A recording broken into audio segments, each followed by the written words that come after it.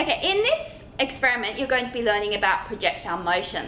So what you're going to have is a ramp like this, which is going to start your little ball rolling, and then at the end, your ramp levels off so that as your little ball, the projectile, launches, all its velocity is horizontal.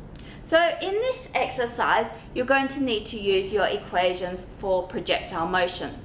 This exercise is going to have two parts. In the first part, you're going to roll your ball from some height, which you choose, down your inclined plane, and it's going to be launched off the end here with some velocity. It's going to drop a distance little h onto the desk. So this distance here is little h. And what you're going to do is you're going to have some carbon paper on the desk, so you'll be able to measure how far your projectile lands from its launch point.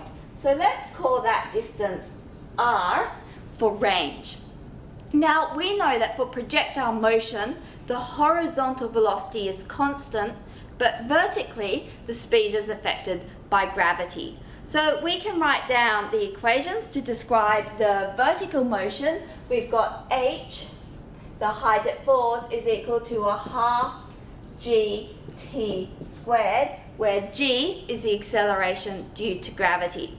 So this equation allows you to calculate t, the amount of time that your projectile spent in the air.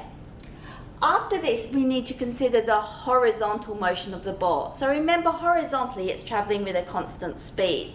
So we know that horizontally the distance it goes, which we call r in this case, is equal to the initial velocity in the x direction, which isn't changing, times the time.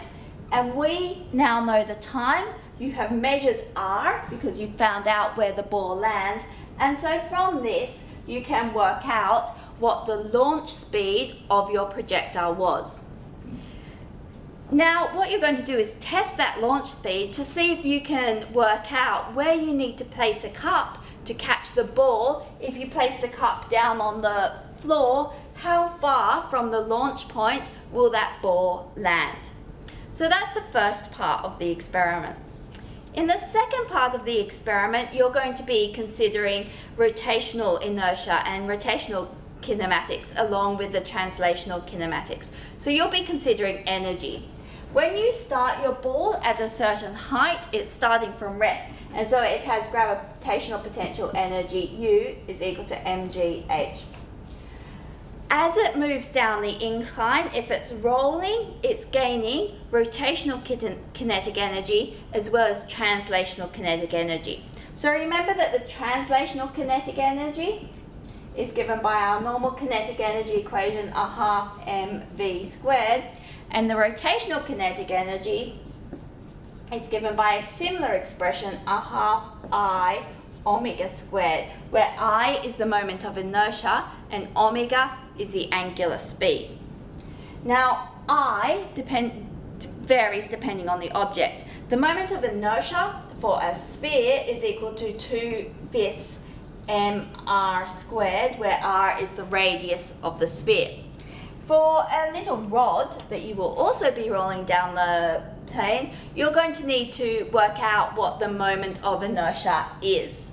So you'll need to use your formula I is equal to r squared dm to work out the moment of inertia of a little cylinder like this one.